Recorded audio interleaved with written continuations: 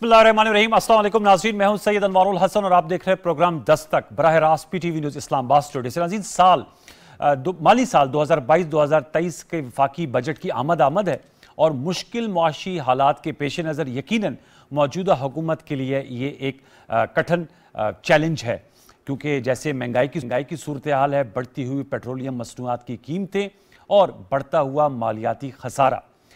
इस तनाजुर में अवाम की क्या तवक्कुआत हैं, क्या खदशात हैं और मौजूदा हुकूमत की क्या तरजीहात है, वो हमारे आज के प्रोग्राम का बेसिक क्रक्स है, बेसिक निचोड़ है। लेकिन इसके साथ साथ हम बताते चलें कि जो आज की डेवलपमेंट्स हुई, वज़ीर-ए-आज़म मोहम्मद शहबाज शरीफ साहब की सरबराही में कौमी इक़्तिसादी काउंसिल का इजलास हुआ, जिसमें तमाम सूबों की नुमाइंदगी मौजूद थी।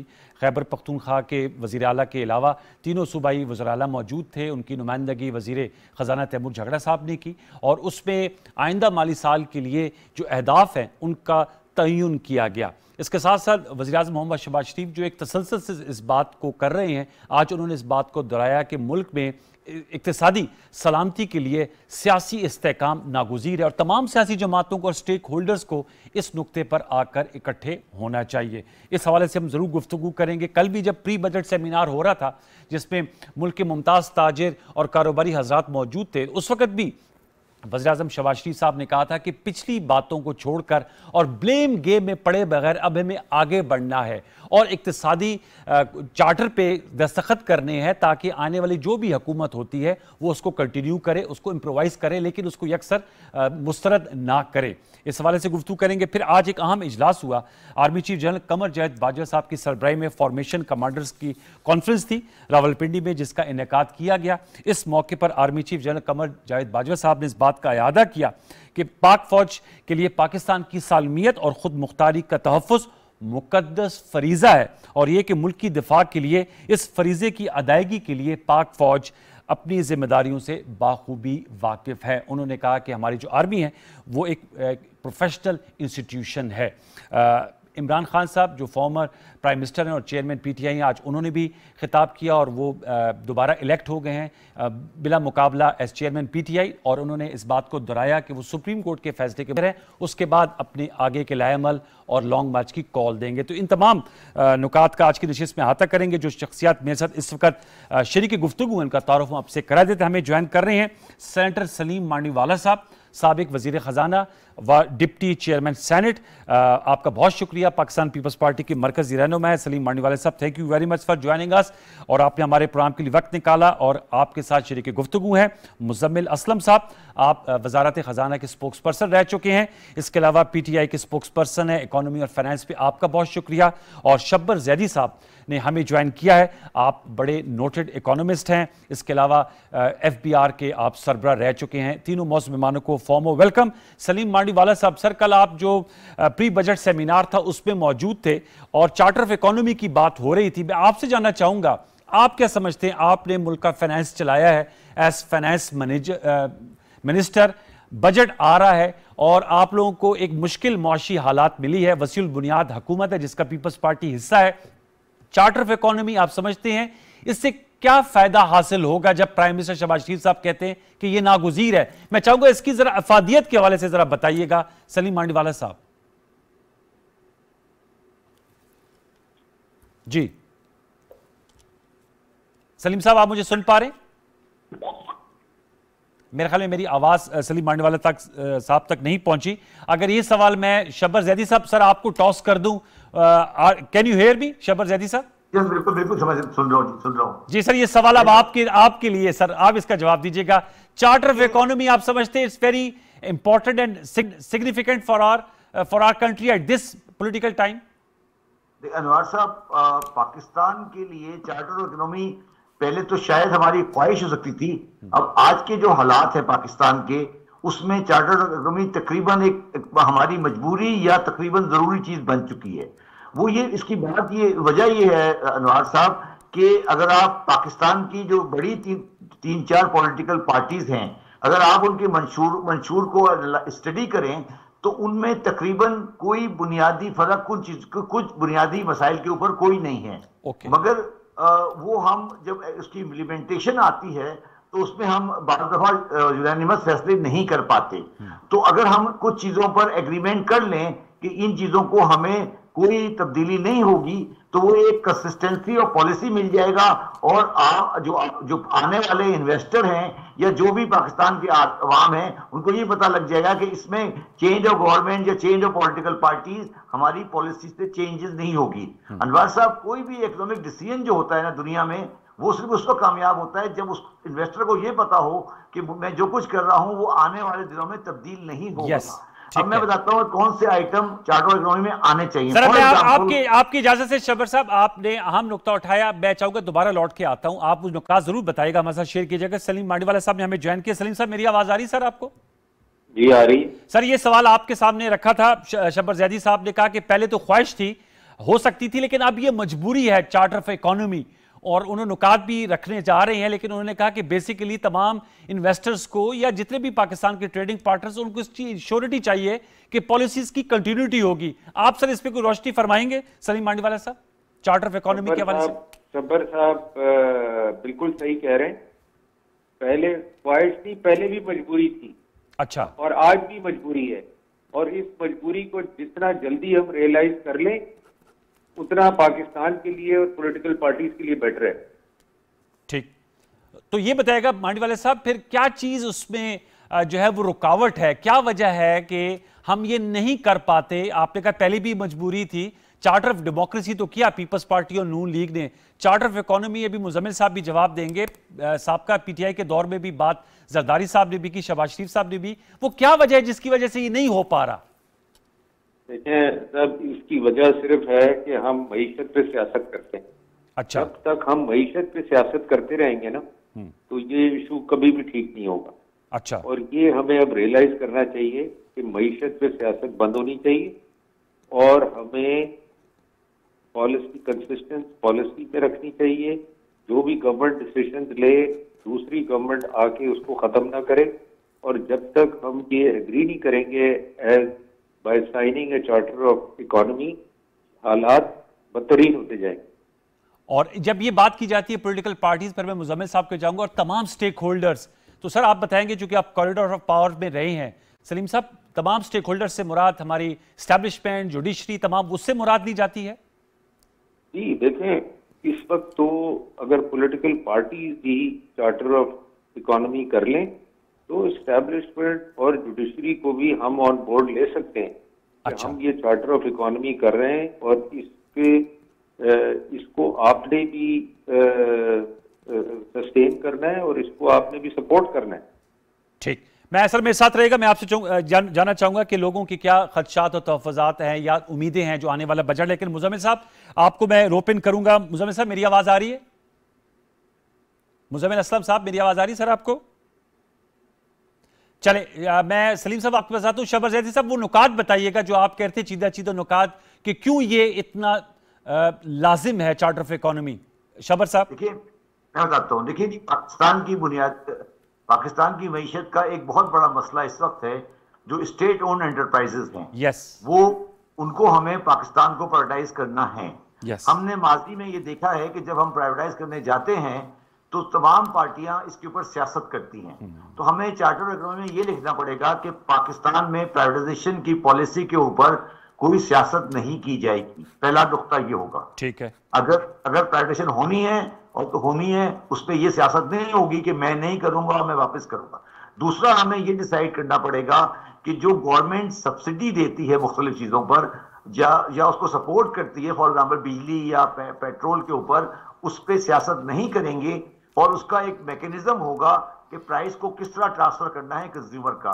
जैसे सब्सिडी का कोई लेवल होगा, उस लेवल के ऊपर सियासत नहीं होगी कि सब्सिडी को कभी आपने रोक लिया, कभी आपने दे दिया, और वो बाद में फिर गवर्नमेंट्स के लिए परेशानी का बाइस बनता है। ये दूसरा सब्जेक्ट है जिस पर आपको सियासत नहीं करनी, बल्कि आपको ये डिसाइड करना है कि पाकिस्तानी इकोनॉमी को किस तरह चलाना है। तीसरा मसला जो पाकिस्तान इकोनॉमी के चलाने का वो ये है कि आपको ये फैसला करना है कि पाकिस्तान के जो बुनियादी माशी इदारे हैं, जैसे स्टेट बैंक ऑफ पाकिस्तान है या और चीजें, स्टेट SCGP है, उनकी पॉलिसीज पे हमें किस तरह रन करना है। उसमें आप कभी ये नहीं कह सकते कि आज स्टेट बैंक आजाद हो गया, आज गुलाम हो गया, तो ये चीजें फिर बाद में आपके पूरे सिस्टम को खराब करती हैं। ठीक है। तीसरी चौथी चीज जो है वो ये है कि हमारे पास हमें सबको ये फैसला करना है कि पाकिस्तान में एग्रीकल्चर इनकम टैक्स जो है वो सूबाई गवर्नमेंट्स के हाथ में है। ठीक है। और तो सूबाई गवर्नमेंट जो है वो एग्रीकल्चर इनकम टैक्स के लिए कभी कोई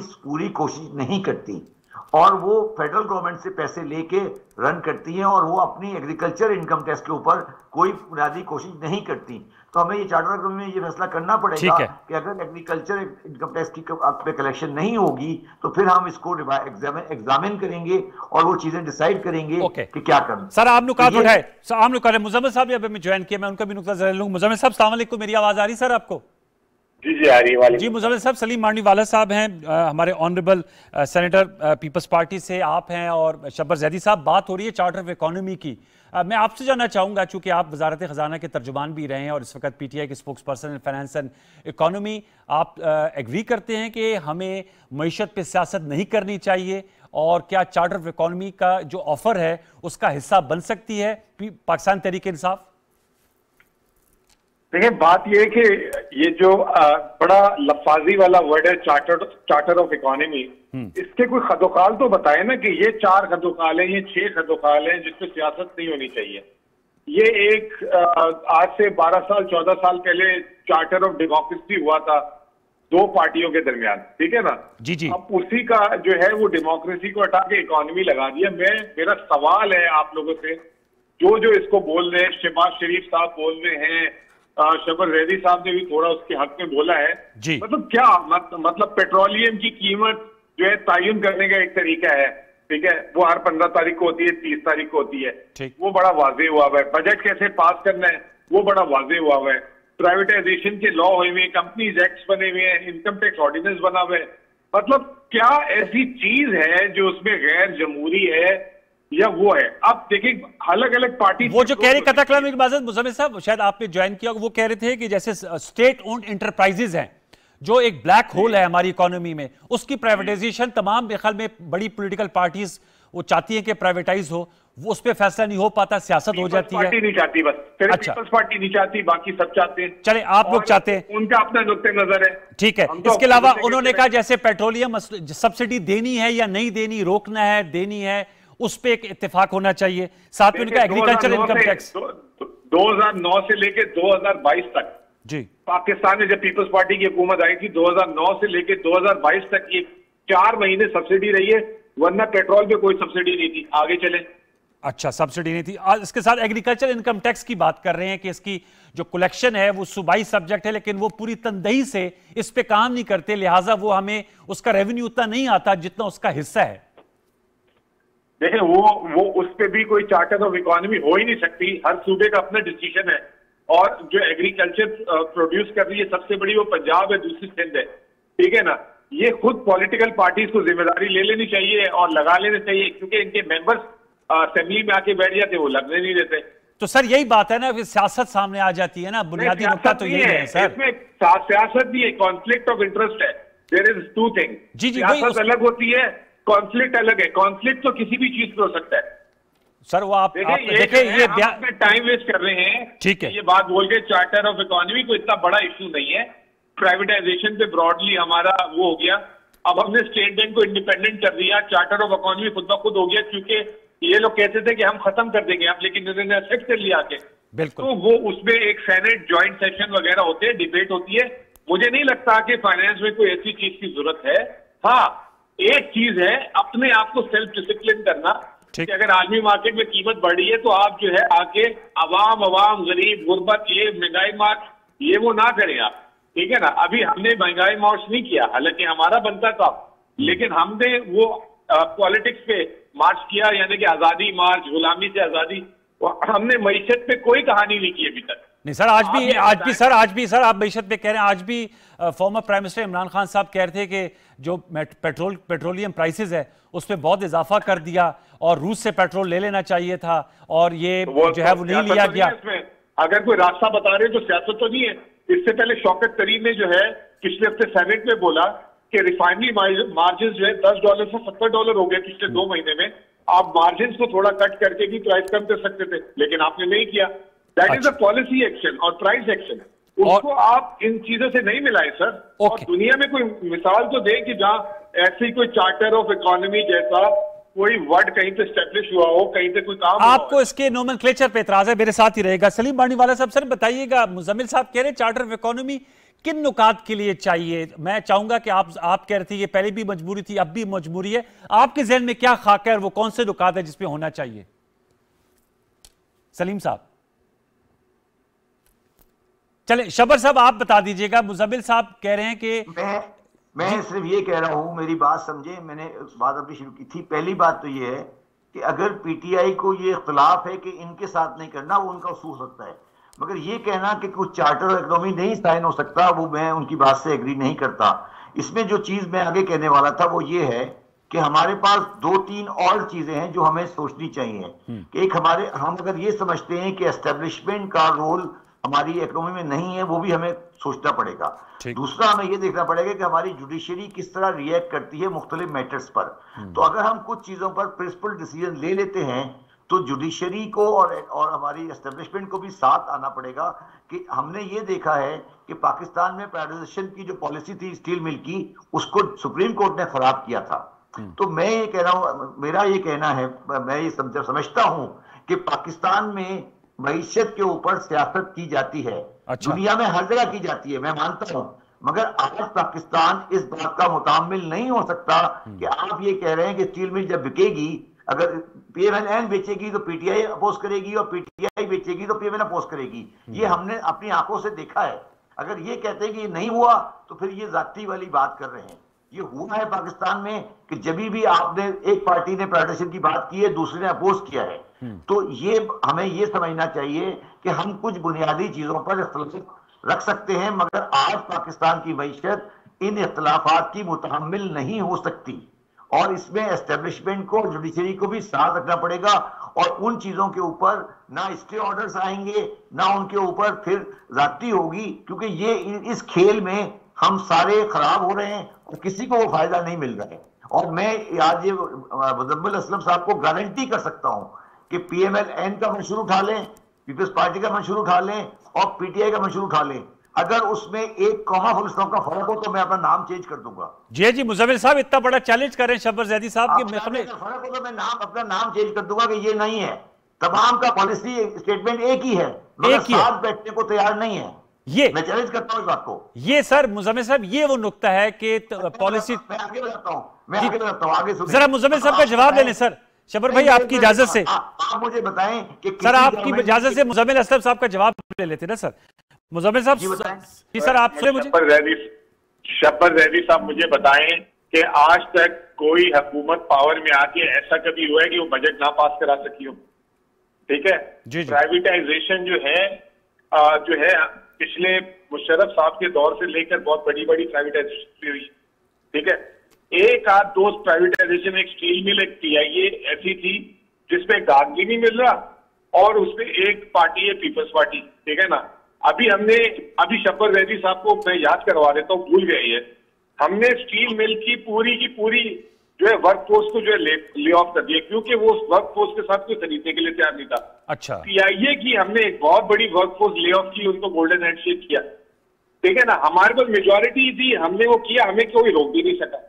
तो पहला असूल चार्टर ऑफ इकोनॉमी का ये है कि आपके पास 50% + 1 वोट हो, आपको कोई रोक नहीं सकता। 2/3 मेजोरिटी चार्टर ऑफ इकोनॉमी करनी है ना, तो एक चीज पे करें, मैं आज आपको बताता हूँ। बताएं। 18वीं तरमीम और एनएफसी अवार्ड को रिव्यू करें। अच्छा। अगर उस पर चार्टर ऑफ इकोनॉमी कर लेंगे, पूरा पासवर्ड सीधा हो जाएगा। बाकी ये छोटी छोटी बातें हैं। एक प्राइवेटाइजेशन स्टील मिल की 8-10 अरब रुपए है, चला रहे हैं, उसको अभी कर दिया, एक ने रिफॉर्म कर दिया।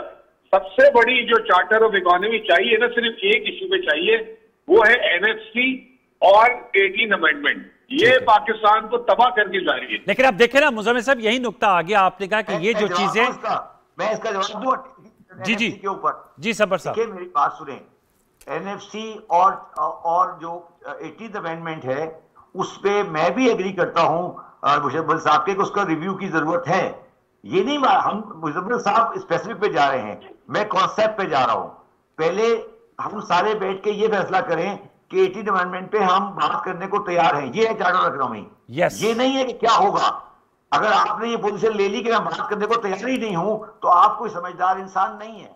मैं ये कह रहा हूं कि चार्टर का मतलब होता है कि पॉलिटिकल डिस्कोर्स हो, इकोनॉमी के मैटर पर आपस में डायलॉग हो, बात करें, फिर आप बात चलते हैं। अगर आप ये कहते हैं कि मैं इनसे बात ही नहीं करूंगा, तो फिर आपका मसला हल नहीं हो सकता। मेरे जाती इख्तिलाफात हो सकते हैं, मगर 80th अमेंडमेंट के ऊपर मेरे भी इख्तिलाफात है। मैं भी समझता हूं कि 80th अमेंडमेंट में बहुत सारी चीजें जो रिव्यू होने वाली हैं, ठीक। मगर ये जो बात कर रहे हैं प्राइवेटाइजेशन की, मेरे हिसाब से, मुझे एग्जैक्टली तो नहीं पता, मगर मेरे हिसाब से 400-500 बिलियन रुपीस हर साल खर्च कर रहे हैं हम स्टेट एंटरप्राइजेस पर। ये किस खाते में जा रहे हैं? 10 जो भी जिसका भी नुकसान हुआ है, स्टील मिल आज कितने पैसे खर्च कर रही है मुझे बता दें, और वो क्यों आज तक जमीन बेकार पड़ी है, इसका जिम्मेदार क्या फौज है? नहीं, आपने बहुत अहम नुकात उठाए। बिल्कुल, आपने अहम नुकात उठाया कि जो ये पॉलिटिकल डिस्कोर्स है, ये आगे इसी सूरत में बढ़ सकता है कि चाहे वो 18वीं तरमीम है, एनएफसी है, प्राइवेटाइजेशन है, और अनफॉर्चुनेटली सलीम मानीवाला साहब हमारे साथ इस वक्त राब्ते में नहीं है, वरना उन्होंने जो मुजम्मिल साहब ने नुकात उठाए कि जी पीपल्स पार्टी इस पे मोतरज़ है प्राइवेटाइजेशन है नहीं हमारे साथ। एक मिनट, मुजम्मिल साहब से ये पूछें कि कामयाब जवान प्रोग्राम जो है वो किस खाते में फेडरल गवर्नमेंट कर रही है? कौन सी प्रोविजन है जिसपे ये कहा गया है कामयाब जवान प्रोग्राम होना चाहिए? मैं किस खाते में लिखा है कि बेनजीर इनकम सपोर्ट प्रोग्राम जो है वो आइन की किस सिक में हो रहा है फेडरल गवर्नमेंट में? ये 28 तरमीम अगर आपकी हो गई है तो ट्रांसफर करें इसको वहां पर। आप बात करते हैं ना, बात ये कि अगर आपने सियासत करनी है तो सियासत कर लें, मगर इन मामलात में आप मेरे साथ बहस करें तो फैक्ट्स पे बात करें। मैं पूछ रहा हूं कि बेनजीर इनकम सपोर्ट प्रोग्राम या एहसास प्रोग्राम या कामयाब जवान प्रोग्राम, ये फेडरल गवर्नमेंट में किस आइन की किस स्वैच्छिक से हो रहा है, मुझे समझा दें जरा मुजम्मिल साहब। मुजम्मिल साहब, आप इस पे कुछ रहनुमाई करेंगे, चूंकि आप वजारत खजाना के तर्जुमान रहे हैं। ये कामयाब जवान प्रोग्राम और एहसास प्रोग्राम ये किस में हो रहा था, ये सवालात उठाए हैं शबर जैदी साहब ने। नहीं, इसमें क्या कबाहत है कि फेडरल गवर्नमेंट सब्सिडी नहीं दे सकती क्या? फेडरल गवर्नमेंट एक जो है फेडरल प्रोग्राम चला रही है, और देखिए सूबों के अंदर क्या गया है, सूबों के अंदर हेल्थ गई है, सूबों के अंदर एजुकेशन गई है।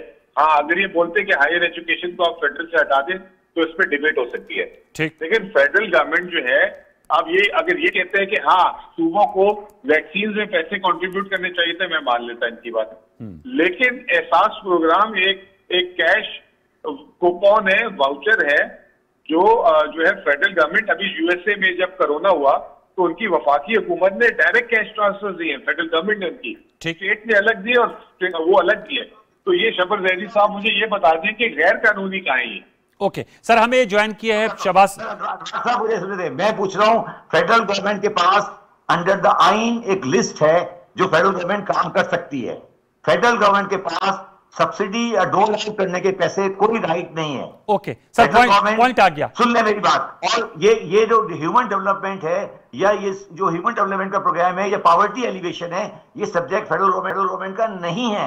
ओके, ये बादशाहत है कि मैं क्योंकि बादशाह हूं, वजीर आजम हूं, मैं जो दिल चाहे कर दूं। लेकिन आपने आम नुकात उठाए। सर मेरे साथ रहेगा, सर मेरे साथ रहेगा। शहबाज राना साहब ने हमें ज्वाइन किया है, एस इकोनॉमिक रिपोर्टर है, एक्सप्रेस ट्रिब्यून के लिखते हैं। शहबाज राना साहब, अस्सलाम वालेकुम। जी वालेकुम अस्सलाम। शहबाज साहब, हमारे साथ सलीम मानीवाला साहब थे, अभी उससे राब्ता दोबारा हम कोशिश कर रहे हैं करने की। मुजम्मिल असलम साहब हैं और शबर जैदी साहब हैं। हम चार्टर ऑफ इकोनॉमी की पे बात कर रहे हैं। कुछ नुकात सामने आए, आप बड़े अरसे से इस सेक्टर को, जो पाकिस्तान का सबसे इंपॉर्टेंट सेक्टर है इकोनॉमी, इसको कवर कर रहे हैं। आप समझते हैं, आपने बहुत सी हुकूमतें देखी है। शबर साहब का ख्याल है कि चार्टर ऑफ इकोनॉमी पहले ख्वाहिश थी, अब मजबूरी है। मुजम्मिल साहब कह रहे हैं कि कोई ज़रूरत नहीं है चार्टर ऑफ इकोनॉमी की, ब्रॉडर एरियाज पे हमारे बजट पास हो जाता है, फाइनेंस इकोनॉमी के लिए कोई खास ज़ाब्ते या चार्टर की ज़रूरत नहीं है। जबकि सलीम मानीवाला साहब का भी ये इस्तेदलाल है कि ये पहले भी मजबूरी थी और आज भी मजबूरी है। आपका क्या कहना है, जो प्राइम मिनिस्टर शहबाज शरीफ साहब बार बार कह रहे हैं कि कौमी सलामती के लिए मिसाक मईशत वक्त की ज़रूरत है? जी बिस्मिल्लाहिर्रहमानिर्रहीम। आपके जो गेस्ट हैं जो ये बात कर रहे हैं कि चार्टर ऑफ इकोनॉमी की ज़रूरत है, वो ये बात बिल्कुल ठीक है उनकी, क्योंकि अगर आप एक नाफज ले लें, भारत की ले लें, जापान की ले लें, बाकी डेवलपिंग कंट्रीज की ले लें, और जो डेवलप कंट्रीज उनकी ले लें, हुकूमतें चेंज हो जाती हैं, बाय एंड लार्ज जो इकोनॉमिक पॉलिसीज होती हैं वो चेंज नहीं होती। ठीक। तो पाकिस्तान में ये थोड़ा सा एक मुनफरिद चीज हो गई है, बल्कि पाकिस्तान में तो ये सूरत हाल इस वक्त ये है कि एक हुकूमत के अंदर जब दो वज़रा खजाना होते हैं, जैसे शौकत तरीन साहब थे, उनकी अपनी एक इकोनॉमिक पॉलिसी थी, हफीज शेख साहब की एक दूसरी इकोनॉमिक पॉलिसी थी, तो एक हुकूमत के अंदर भी दो इकोनॉमिक पॉलिसीज हैं। तो for the sake of the consistency और पाकिस्तान की इकोनॉमी के जो इस वक्त हालात है, मेरा ख्याल है कि ये बिल्कुल एक नेशनल इंपॉर्टेंस की बात बन गई है। एक चार्टर ऑफ इकोनॉमी हो, कोई भी हुकूमत इक़्तिदार में आए, कुछ फंडामेंटल्स वो तय कर लें कि उन्होंने ये जो बेसिक चीजें हैं, बुनियाद है पाकिस्तान की इकोनॉमी की, इसके ऊपर कोई इन्होंने कॉम्प्रोमाइज नहीं करना। ठीक है, बाकी हर हुकूमत आती है, उसकी अपनी प्रायोरिटीज होती है। जैसे पाकिस्तान पीपल्स पार्टी है तो वो हमेशा से वो बात करती है मजदूर की और किसान की, उस लिहाज से अपने वो प्रोग्राम्स करते हैं। PMLN की जब हुकूमत होती है तो वो ताजरों की बात करती है, इंडस्ट्रीज की बात करती है। तो हर हुकूमत की अपना उसका एक एंगल हो सकता है, लेकिन जो बेसिक फंडामेंटल्स है पाकिस्तान की इकोनॉमी के कि आपने एक फिस्कल स्टेबलाइजेशन की पॉलिसी अपनानी है, क्योंकि आपके पास अब वसाइल बिल्कुल खत्म हो चुके हैं। अगले माली साल की भी अगर आप बात करते हैं तो जो वफाकी हुकूमत होगी तकरीबन 4,500 अरब रुपए के नए कर्जे लेने हैं अपना निजाम चलाने के लिए, जबकि सूबों के पास जो पैसा जाएगा तकरीबन 4,100 अरब रुपया सूबों के पास जाएगा। वफाक जो टैक्स इकट्ठा करता है 57% सूबों को चला जाता है। तो जो शबर जैदी साहब फरमा रहे हैं, सलीम माड़ीवाला साहब फरमा रहे हैं, वो बिल्कुल ठीक फरमा रहे हैं कि इस वक्त शायद चार्टर ऑफ इकोनॉमी वक्त की जरूरत है, और मेरा ख्याल हमें सियासत इस चीज के ऊपर नहीं करनी चाहिए। कुछ रियासत को अब हमारी रियासत की जो उम्र है वो कम से कम 75 साल हो गई है, तो रियासत को अपने जो बेसिक प्रिंसिपल्स है वो तय कर लेने चाहिए, इसका क्या किरदार होगा और क्या नहीं होगा। अच्छा, इसमें शहबाज ये भी था, फिर मैं मुजम्मिल के पास जाऊंगा कि ये बात आई है कि जो एक बात और कहना चाहता हूं, मैं आता हूं शबर साहब, आप सब सर आता हूं मैं आपका। शहबाज, जो मुजम्मिल ने ये नुकता उठाया कि 18वीं तरमीम और जो NFC है इसकी रिव्यू की जरूरत है, आपके क्या ख्याल में, आप समझते हैं कि सूबों को जो वसाइल दिए जाते हैं उसको सही मानों में बरूए कार लाते हैं, यानी जो उनकी यूटिलाइजेशन है वो बहुत इफेक्टिव है और एट पार है जैसी होनी चाहिए, और जो स्किल सेट है उनको इस्तेमाल करने का वो पाया जाता है तमाम सूबों में? शहबाज साहब। अच्छा, सॉरी, आप मेरे से पूछे। देखिए, नेशनल फाइनेंस कमीशन जो है 2010 में किया गया था और शौकत अली वजीर खजाना थे। अच्छा। तो उसका एक फंडामेंटल प्रिंसिपल तय हुआ था। वो प्रिंसिपल ये तय हुआ था कि जो जिम्मेदारियां थी वो सूबों को दी गई थी और जब उनको वसाइल भी दिए गए थे, ठीक, लेकिन वो जो रिस्पॉन्सिबिलिटीज थी उसके आगे कोई इन्होंने कॉन्स्टिट्यूशनल कोई लिमिट्स नहीं, कोई गारंटीज नहीं ली कि वो अपना खर्चे भी करें, वो नहीं कर रहे थे। दूसरा जो एक चीज तय हुई थी वो ये हुई थी, उस वक्त पाकिस्तान की जो टैक्स टू GDP रेशियो थी FBR की वो 10% थी जब, और ये तय पाया था कि 5 साल में हर साल ये 1% बढ़ेगी और 15% ऑफ GDP पे चला जाएगा। कि जो उसके दो बुनियादी मकासद थे, एक तो ये कि वफाक से सूबों को जो 10% इजाफी पैसा गया था वो उसको कॉम्पनसेट करना था, और दूसरा उसका मकसद ये था कि पाकिस्तान इकोनॉमिकली वायबल स्टेट बन जाए। लेकिन ये दोनों काम नहीं हुए। आज भी हमारी जो टैक्स टू GDP रेशियो 10% से कम हो गई है और सूबे जो हैं वो बेतहाशा पैसे लेके जा रहे हैं, और वो जो पैसा भी उन्होंने सही तरीके से खर्च नहीं किया, उन्होंने तनख्वाहों में बेतहाशा इजाफा कर दिया, कुछ और उन्होंने ऐसे काम कर लिए जिनकी उनको करने की जरूरत नहीं थी। तो इस वक्त जरूरत दो चीजों की है करने की मेरे ख्याल में। नंबर 1, जो वफाक से सूबों को इजाफी पैसा जाता है उसको आईनी तौर पर लिंक कर दिया जाए सूबों के अंदर जो ह्यूमन डेवलपमेंट के इंडिकेटर्स है उसमें बेहतरी से। अगर किसी सूबे में एजुकेशन है उसका क्या मेयार होना चाहिए, सेहत का क्या मेयार होना चाहिए, फिर आगे उनको डिस्ट्रिक्ट लेवल पे क्या ट्रांसफर करनी चाहिए, ये एक नंबर 1 इनको काम करना है। नंबर 2, कुछ आपकी ऐसी रिस्पॉन्सिबिलिटी है जैसे अभी शबर जैदी साहब फरमा रहे थे कि जो बेनिफिट इनकम सपोर्ट प्रोग्राम है, अब इसके जो बेनिफिशरीज हैं वो पाकिस्तान की आबादी है। ठीक है, और पाकिस्तान की आबादी में 4 सूबे हैं, हमारे गिलगित बल्तिस्तान है, कश्मीर है, इस्लामाबाद कैपिटल टेरिटरी। अब ICT, AJK और GP के अलावा बाकी तो सूबे की रिस्पॉन्सिबिलिटी। अहम नुकता उठाया आपने। मैं ये तमाम जो चीजें हैं सूबे उसके साथ वो शेयर करें, बर्डन अपना उसका शेयर करें। मुजम्मिल, मैं आपसे जानना चाहूंगा सर, आप इस हवाले से जरूर बताइएगा मुझे। जाहिर बात है अब थोड़ी गुफ्तगू को आगे भी लेकर जाते हैं। पेट्रोलियम प्राइसेस जो हैं जाहिर बात है उस पर इजाफा जो बैनुल-अक़वामी कीमत है उसके मुताबिक पाकिस्तान करता है। सब्सिडी जो है वो डॉक्टर मिफ्ता इस्माइल साहब जो वज़ीर ख़जाना है वो कहते हैं कोई भी दुनिया में सब्सिडाइज नहीं कर सकता, और जैसे पाकिस्तान के प्रिकेरियस हालात हैं। मैं आपसे जानना चाहूँगा, जाते हुए आप लोगों ने IMF के मुआहदे के बरक्स इसको कम कर दिया था, और शेख रशीद अहमद साहब जो आप लोगों के वज़ीर दाखिला थे वो कल एक इंटरव्यू में कह रहे थे कि ये एक तरह से मुआशी लैंड माइन्स बिछा कर गई थी PTI की गवर्नमेंट। सर, इस हवाले से आपका क्या मौक़िफ़ है? मैं आपका मौक़िफ़ लेना चाहूँगा चूँकि आपका एक इकोनॉमी और फाइनेंस का बैकग्राउंड है। क्या ये सब्सिडी दी जानी चाहिए थी? मुजम्मिल साहब, आप हैं हमारे साथ? मेरे ख्याल है मुजम्मिल साहब से रब्ता आप दोबारा कोशिश करते हैं रब्ता करने की मुजम्मिल असलम साहब से। शबर साहब, मैं आपसे सर ये सबके सामने रखता हूँ, क्या सब्सिडी पेट्रोलियम प्राइसेस पे या पेट्रोलियम जो लोगों को दी जाती है उसमें सब्सिडाइज उसको करना चाहिए, और जो कमी का फैसला है क्या वो प्योर एक लोगों की फलाह के लिए था या आप समझते एक पॉलिटिकल डिसीजन था? देखिए, बात यह है कि जो सब्सिडी है उस पाकिस्तान की गवर्नमेंट के अंदर उस सब्सिडी पे करने की एक सकत होती है जी। अगर वो सकत नहीं होगी तो गवर्नमेंट ऑफ पाकिस्तान पे नहीं कर सकती। तो दो बातें देखनी पड़ेगी इसके अंदर। पहली बात तो ये कि प्राइसेस उसके बाद से कितनी बड़ी हैं कि सब्सिडी का अमाउंट कितना बढ़ गया है जी। तो ये सिर्फ ये कहना कि उन्होंने फ्रीज किया होता। दूसरी बात ये है कि उनका जो आर्गुमेंट था वो मेरे हिसाब से टोटली गलत नहीं था। वो ये कह रहे थे कि हमारा जो बजट से ज्यादा टैक्स कलेक्शन आई है वो हम सब्सिडी में इस्तेमाल कर रहे हैं, क्योंकि जो ओरिजिनल कंपोजिशन थी वो 5,800 की थी और बजट की कलेक्शन 6,000 से कुछ ऊपर जाने वाली है। तो उनका ये आर्गुमेंट था, मैं नहीं कहता कि वो सही था या गलत था, वो ये कह रहे थे कि जो डिफरेंशियल है वो हमने सब्सिडी के मद में रखा हुआ है, इस आर्गुमेंट को डिनाई नहीं किया जा सकता।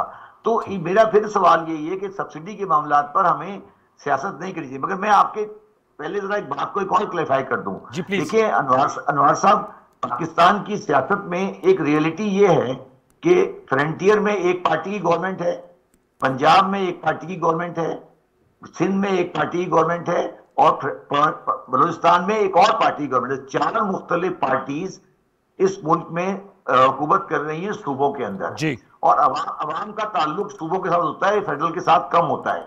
तो चार्टर ऑफ इकोनॉमी का मतलब ये है कि ये नहीं हो सकता कि सेहत कार्ड पंजाब में हो जाए और सिंध में नहीं हो। मैं ये नहीं कह रहा कि हम सेहत कार्ड करने से रोक रहे हैं, हम ये कह रहे हैं कुछ बुनियादी मसाइल पर अगर आपने सेहत कार्ड देना है तो उस पर हम एक मुआहदा कर लें कि हम लोगों को किस तरह बेनिफिट देंगे। ये नहीं होना चाहिए कि जो सूबाई गवर्नमेंट में आप बैठे हो तो आपके पास ये राइट हो कि आप जो दिल चाहे करें against the interest of Pakistan और against the interest of common man of Pakistan. ये है चार्टर ऑफ इकोनॉमी, जिसको मेरा ख्याल है मुजम्मिल साहब उस तरह नहीं देख रहे हैं, इस तरह मैं देख रहा हूं। मैं ये कह रहा हूं कि पाकिस्तान में 4 मुख्तलिफ पॉलिटिकल पार्टीज 4 सूबों में हुकूमत कर रही हैं और आइंदा आने वाले वक्तों में भी 4 मुख्तलिफ पार्टी मुझे नजर आ रही हैं आइंदा दिनों में भी। तो क्या पाकिस्तान के अवाम 4 मुख्तलिफ तरीकों से गवर्न होंगे? ये नहीं हो सकता। तो इसलिए हम चाहते हैं, हमारी ख्वाहिश है कि एक कंसेंसस हो कुछ चीजों के ऊपर कि ये चीजें इस तरह की जा जाएगी। और आखिरी बात जो मैं बार बार आपको ये कह रहा हूं कि फेडरल गवर्नमेंट के पास अपने खाने के पैसे नहीं है और वो लोगों को बेल आउट कर रही है बेनजीर प्रोग्राम के नाम से या कामयाब जवान के प्रोग्राम से। बिल्कुल बहुत अच्छे प्रोग्राम है, मगर ये प्रोग्राम फेडरल गवर्नमेंट का कॉन्स्टिट्यूशनल राइट नहीं है। ये आप एनएफसी के अंदर सूबाई गवर्नमेंट को अंदर दी चार्टर इकोनॉमी लेकर आए कि ये प्रोग्राम देना है और चारों एग्री करें। अगर चार्टर इकोनॉमी नहीं होगा तो आप मुझे बताएं कि कैसे चलेगा एहसास प्रोग्राम। ये बात इनको समझ नहीं आ रही है बात इसकी। बहुत अहम नुकता आपने उठाया शबर साहब, बहुत अहम नुकता उठाया। शहबाज में आपसे जानना चाहूंगा, सर बजट आ रहा है, आप की क्या एक्सपेक्टेशन है? जो क्योंकि अवाम तो मौजूदा हुकूमत की तरफ देख रही है, तवानाई का बहरान है और इसके साथ साथ पेट्रोलियम मसनूआत की कीमतों में अभी खुद मिफ्ता इस्माइल साहब ने कहा कि फिलहाल नहीं बढ़ा रहे और कल उन्होंने बैनुल सतूर कहा कि बढ़ भी सकती हैं। तो मैं आपसे जानना चाहूँगा, एक आम कॉमन मैन जो आने वाला बजट है उसके लिए सिल्वर लाइनिंग क्या हो सकती है given the economic space which we have? मैं इनवार साहब आपके सवाल का जवाब देने से पहले सिर्फ 30 सेकंड में एक नुक्ते का मैं जरा वजाहत कर दूं जो अभी शहबाज से फरमा रहे थे, मैं बड़े अदब के साथ कि पिछली हुकूमत की जो टैक्स कलेक्शन थी, ये जो है ना कि एफबीआई की टैक्स कलेक्शन ज्यादा थी तो इसलिए उन्होंने सब्सिडीज दे दी। पिछली हुकूमत की जो टैक्स कलेक्शन उसके हदफ से ज्यादा नहीं थी। अच्छा। असल में उनकी एक बदनीयती थी। मैं बरमला ये बात कह रहा हूँ कि आपको याद है कि जनवरी फरवरी में हमने तकरीबन 360 अरब रुपए का मिनी बजट लेके आए थे जी। और उस मिनी बजट के बाद जो एफबीआई का हदफ था वो 5,829 अरब से बढ़ाकर हमने 6,100 अरब कर दिया। लेकिन जब ऊपर से हदफ बढ़ा दिया, मिनी बजट आ गया, तो जो उस वक्त की एफबीआई की मैनेजमेंट थी उसने जो मंथली टारगेट्स थे वो रिवाइज नहीं किए थे। अच्छा। तो वो उनकी एक बदनीयती थी कि हमने 270 अरब रुपए हम ज्यादा टारगेट इकट्ठा कर रहे हैं, वो ऐसा नहीं था। आज अभी आप माली साल खत्म करेंगे तो शायद हम 6,100 अरब इकट्ठा ना कर सके, हो सकता है 6,000 अरब हो। ये बहुत अच्छी कलेक्शन होगी, लेकिन ये इजाफी नहीं होगी, हदफ के मुताबिक है। नंबर 1। दूसरा जो आपका सवाल था देखिए, हमें एज जर्नलिस्ट और एज एंकर पर्सन हमें एक थोड़ा सा लोगों को, पाकिस्तान की आवाम को ये रियलाइज करवाना है कि इस वक्त जो पाकिस्तान की इकोनॉमी की जो हालात हैं, हमें कोई बहुत ज्यादा रिलीफ की एक्सपेक्टेशन नहीं करनी चाहिए। ठीक। अगर हुकूमत कोई रिलीफ देने की कोशिश करती है और उस पर दबाव डाला जाता है कि वो रिलीफ दे, तो वो चीजें आपको, जो पाकिस्तान की इकोनॉमी को जो मुश्किल फैसले करने हैं, वो उसमें रुकावट पैदा कर सकती है, उसमें तखीर हो सकती है। क्योंकि आपका जो इस बजट है उसमें बिल्कुल ये गुंजाइश नहीं है कि रिलीफ दी जाए। दो तीन चीजें हो सकती हैं, जिससे एक जो मैं ये समझूंगा कि ये सिल्वर लाइनिंग होगी। मेरे लिए सिल्वर लाइनिंग ये होगी कि जब पेट्रोलियम मसनूआत की सब्सिडीज विड्रॉ की गई हैं, तो उसके साथ साथ पाकिस्तान के जो अमीर तरीन अफराद हैं, जो कारोबारी शख्सियात हैं, उनको बेतहाशा टैक्स की मराहत है और उनको सब्सिडी दी जाती है। उनको गैस भी सब्सिडी पे मिलती है, उनको बिजली भी सब्सिडी पे मिलती है अपने कारखाने के लिए। हमें वो हुकूमत को वो सब्सिडीज विड्रॉ करनी है ताकि पाकिस्तान का गरीब तरीन शख्स, मुतवसत तबके का को फर्ज है या अमीर तरीन है, वो फिर एक ही लाइन में खड़े हो जाए। मुझे इसके ऊपर मेरी सबसे ज्यादा नजर होगी। दूसरा, अगर इकोनॉमी को हुकूमत स्टेबलाइज कर देती है, अभी बहुत मुश्किल लग रहा है, मेरे लिए बात कहना आसान है, बहुत सारे ऐसे अफराद हैं जिनके लिए 60 रुपए फी लीटर पेट्रोल की कीमत में इजाफे के बाद उनके लिए काफी मुश्किलात पैदा हो रही है। ये मैं ये कहना चाह रहा था जी, की भी कीमत बढ़ रही है, हर चीज की कीमत बढ़ रही है। मेरे लिए और आपके लिए बात करना आसान है, लेकिन बदकिस्मती से जो पिछले कई सालों की बद इंतजामी है माशी तौर पर, उसकी वजह से आज हम उस जगह पे खड़े हो गए जहां पे हमें मुश्किल फैसले करने हैं। लेकिन मैं अभी जो बजट को देख रहा हूँ, बदकिस्मती के साथ मुझे लगता है कि मौजूदा हुकूमत में भी वो भी पूरी तरह रियलाइजेशन नहीं हुई कि पाकिस्तान की जो माशी हालात है उसके मुताबिक फैसले करें। एक और इंडिकेटर जो मैं देख रहा हूँ कि जो तरक्याती बजट वफाक और चारों सूबों ने अगले माली साल के लिए मुख्तस किया है, वो हमारी जो चादर है उससे हमारे पाँव को दोबारा बाहर फैला रहा है। हमें इसको देखने की जरूरत है। और जहां तक एक और चीज सिल्वर लाइनिंग की आपने बात फरमाई जी, सिल्वर लाइनिंग ये होगी कि जहां पे गरीब तरीन तबके को हुकूमत रिलीफ दे रही है, तो कोई भी जो टैक्स के इकदाम करने हैं उसमें हुकूमत इस बात का ख्याल रखे कि एक साइड पे जो पाकिस्तान के मिडिल और अपर मिडिल इनकम ग्रुप, जिसमें आपकी आबादी का 50 से 60% होता है, जो वो उसको एक तरफ तो उसको प्राइसेस की मार पड़ रही है, पेट्रोलियम मसनूआत के ऊपर जा रही हैं, बिजली की कीमतें बढ़ रही हैं 50%, गैस की कीमतें 40% बढ़ रही हैं, तो उसका उसने बोझ बर्दाश्त करना है। तो ऐसे वक्त में इन जो ये हमारा मिडिल इनकम ग्रुप है और अपर मिडिल, ये आपकी जो आबादी का 50 से 60% है, इसके ऊपर टैक्सों का मजीद बोझ ना डाला जाए। अच्छा शहबाज, ये आपने सवाल किया था, मुझे याद है डॉक्टर मिफ्ता साहब से, मेरे ख्याल में आप ही ने किया था, तो उन्होंने कहा था कि वो हबीब जालब की उन्होंने दोहराया था कि मैं नहीं मानता। आप समझते हैं कि वो ऐसा नहीं होगा? और आपने जो सवाल भी किया था उससे कोई एश्योरिटी आपको मिली थी? अभी भी आपको इसके खदशा है कि ऐसा हो सकता है? देखिए, इस वक्त जब हम बात करें अनवर साहब, पाकिस्तान और IMF का मुआहिदा फाइनल नहीं हुआ।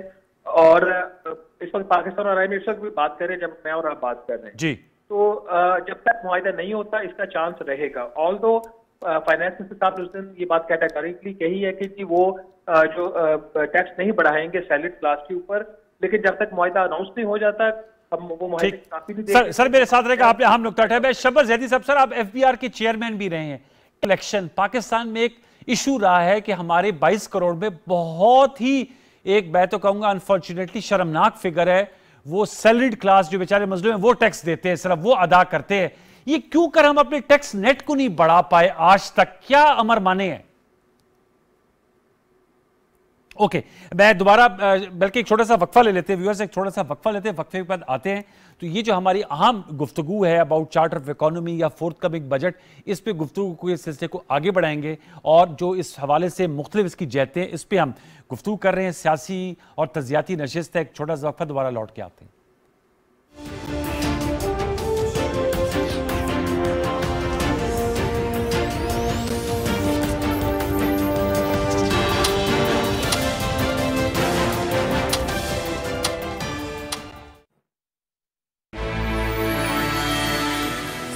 पहली किरण के साथ पाकिस्तानियों के नाम आगाही का एक पैगाम। मुल्क के कोने कोने से सहाफियों की सबसे बड़ी और मजबूत टीम के साथ तमाम बड़े शहरों से बैक वक्त शाया होने वाला पाकिस्तान का मोतबर तरीन अखबार रोजनामा नई बात आज ही अपने अखबार फरोश से तलब करें। बढ़ रही है गर्मी, एहतियात है लाजमी। हीट स्ट्रोक के मुज़िर असरात से बचाव के लिए एहतियाती तदाबीर पर अमल लाजमी करें। धूप में गैर जरूरी घर से बाहर जाने से इज्तिनाब करें। बाहर निकलते वक्त सर को ढांपें। पानी बार बार पिएं और कोल्ड ड्रिंक से इज्तिनाब करें। एयर कंडीशन माहौल से अचानक बाहर न निकलें। खुले हल्के रंग के कपड़े पहने। तेज धूप और घुटन में मशक्कत से गुरेज करें। ज्यादा पसीने की सूरत में निमकोल, शिकंजबीन पिएं। तबीयत ज्यादा खराब होने की सूरत में मुतासिरा को फौरी ठंडी जगह पर लिटाएं और पानी के छींटे मारें या पट्टियां करें। तबीयत ना बेहतर होने की सूरत में मुतासिरा को फौरी करीबी अस्पताल मुंतकिल करें। आलमी बरतरी के लिए बड़ी ताकतों की लड़ाई हो या फिर अमन मुआहदों की सफबंदी, मईशत में उतार चढ़ाव हो या फिर दुनिया भर में बढ़ती महंगाई, हम रखते हैं आपको बाखबर।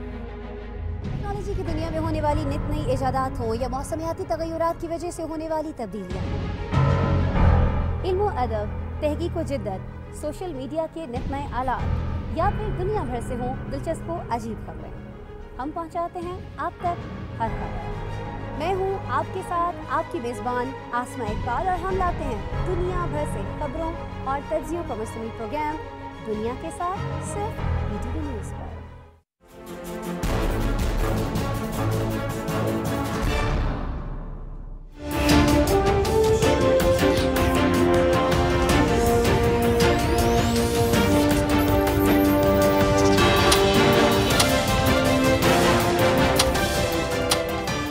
Welcome back. शबर साहब, मैं आपसे सही सवाल कर रहा था ब्रेक पर जाने से कबल कि आप FBR के चेयरमैन भी रहे। सर, हमारी टैक्स कलेक्शन में इजाफा क्यों नहीं होता? क्यों कर सिर्फ सैलरीड क्लास जो है उन पे टैक्स ले लिया जाता है या दीगर जो लोग हैं, जो आबादी का बड़ा हिस्सा है, वो इस टैक्स रेट से बाहर है? इसकी क्या वजह है सर? देखिए, इसकी दो वजूहात हैं।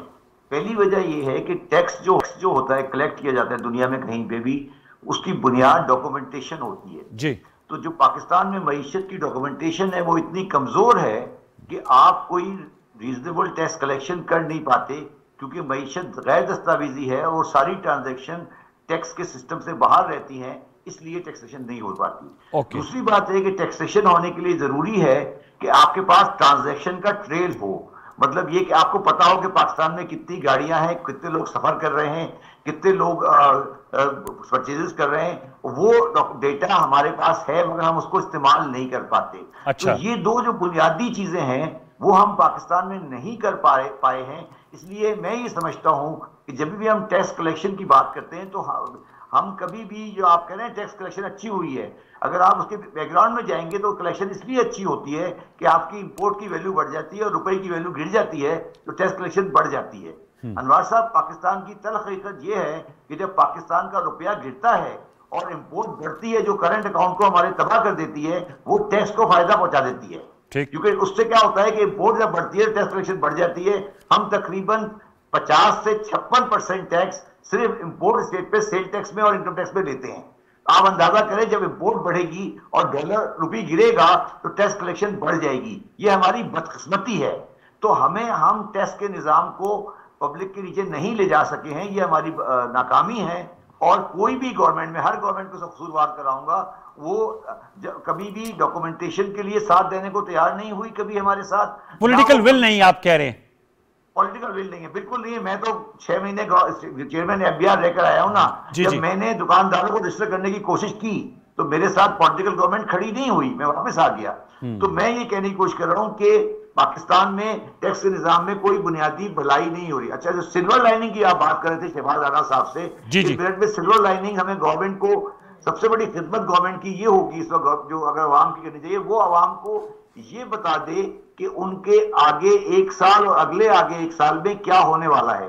देखिए, अनएक्सपेक्टेड चीजें जो होती है ना, वो ज्यादा तकलीफ देती है। अगर आप, मुझे पता हो कि मेरी पोजीशन ये है और पाकिस्तान के माशी हालात अच्छे नहीं हैं और किसी के पास कोई शॉर्टकट नुस्खा नहीं है सही करने का, तो ये आपकी एक्सपेक्टेशन को कम कर देता है। तो जब कोई खराबी आती है तो आपका दुख और कम होता है।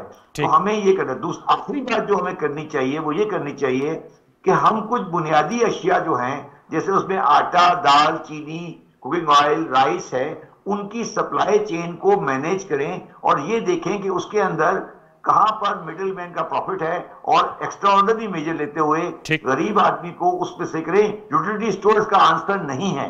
बल्कि सप्लाई मैनेजमेंट का आंसर है। सप्लाई मैनेजमेंट जी, बहुत अच्छी बात की। टुवर्ड्स ये शहबाज में आपसे जानना चाहूंगा सर, हुकूमत ने मुश्किल फैसले कर लिए, पेट्रोलियम प्राइसेस बढ़ा ली, बिजली की प्राइसेस जो है वो बढ़ा दी, गैस प्राइसेस बढ़वा ली, उसके बावजूद हमारे जो फाइनेंशियल मार्केट है उसमें वो स्टेबिलिटी क्यों नहीं आ रही? जो डॉलर है वो नीचे नहीं आ रहा, रुपए की कदर में इस्तेकाम नहीं पैदा हो रहा, इसकी क्या वजह है? शहबाज साहब है हमारे साथ? मेरे ख्याल में वक्त वो हमारे साथ नहीं, लेकिन ये अक्सर अगर इसका शबर साहब आप जवाब दे दे, फिर मैंने प्रोग्राम क्लोज करना है। सर मैं जवाब देता हूँ। इसकी वजह ये है कि हमारे पास इस साल का जो डेफिसिट था वो 3 बिलियन का हम एक्सपेक्ट कर रहे थे करंट अकाउंट में। अब हमारा एक्सपेक्टेड डेफिसिट जो होगा वो तकरीबन 15 से 16 होगा। तो हमारा जो रिजर्व है वो तकरीबन हाफ से ज्यादा गिर गया है, और अगले साल का डेफिसिट भी 12-13 होने वाला है। तो हमारे पास फ्यूचर में expectation of the stability of the foreign currency का अभी हमारे पास आंसर नहीं है। तो जो एक तो मार्केट जो होती है वो दो चीजें चलती है, एक तो फंडामेंटल होती है और एक होती है स्पेकुलेशन। अगर आप डॉलर की प्राइस में से स्पेकुलेशन निकाल भी दें तो फिर ये निकालना पड़ेगा कि रियल वैल्यू ऑफ डॉलर क्या है। रियल वैल्यू ऑफ डॉलर जो डिपेंड करती है वो इस पर डिपेंड करती है कि पाकिस्तान के अगले आने वाले सालों में क्या शेड्यूलिंग है जिसके बेस पे पाकिस्तान अपनी करेंसी को स्टेबल कर सकता है। तो इसमें अनवार साहब ये सबसे पहला काम हमें करना है, जो हम उसको डिले कर रहे हैं थोड़ा सा, और डिले नहीं करना चाहिए, वो ये कि हम IMF की जो गारंटी है वो अवेल कर लें। जिस दिन IMF की गारंटी आ जाएगी, मैं आपको यकीन से कहता हूं कि डॉलर 7 से 8 रुपए नीचे आएगा और स्टेबल हो जाएगा, क्योंकि वो जो हमारी जो फॉरेन करेंसी का जो हमारा खदशा है वो दूर हो जाएगा। ये बहुत अहम नुकता उठाया शबर साहब, बहुत अहम नुकता उठाया sir. So very much. Syed Shabar Zaidi साहब, फॉर्मर चेयरमैन FBR, आपने हमारे साथ नशिस्त की, और शहबाज राना साहब आपका शुक्रिया, मुजम्मिल असलम साहब, सेनेटर सलीम मानीवाला साहब ने भी नशिस्त की, लेकिन अनफॉर्चुनेटली अगर वो मुकम्मल हमारे साथ होते तो ज़्यादा गुफ्तगू में अपना वैल्यूबल इनपुट देते। बारकैफ it was a good discussion. और अहम जो एंड में चलते चलते टेक अवे ये जो शबर जैदी साहब कह रहे थे कि जिस दिन IMF से मुआहदा हो गया उस दिन जो है वो मार्केट में स्टेबिलिटी आएगी, जो डॉलर है उनके मुताबिक वो नीचे आएगा और रुपए अपनी कदर को गेन करेगा। 2 दिन बाद बजट आ रहा है, तमाम नजरें उस पर मरकूज हैं, और चार्टर ऑफ इकोनॉमी की हमने अफादियत की बात की, अहमियत की बात की, मुख्तलिफ नुकात पर ममली आपने गुफ्तगू सुनी। आवाम के लिए क्या सिल्वर लाइनिंग हो सकती है, खुशी की खबर क्या हो सकती है, क्या खदशात हैं और क्या उनकी उम्मीदें, वो तो 10 जून को जब डॉक्टर मिफ्ता इस्माइल साहब बजट पेश कर रहे होंगे उसके बाद ही पता चलेगा। तब तक के लिए, बल्कि कल तक के लिए, सैयद अनवारुल हसन और प्रोग्राम दस्तक की पूरा टीम को इजाज़त दीजिए। अपना बहुत सा ख्याल रखिए। अल्लाह ने के बाद।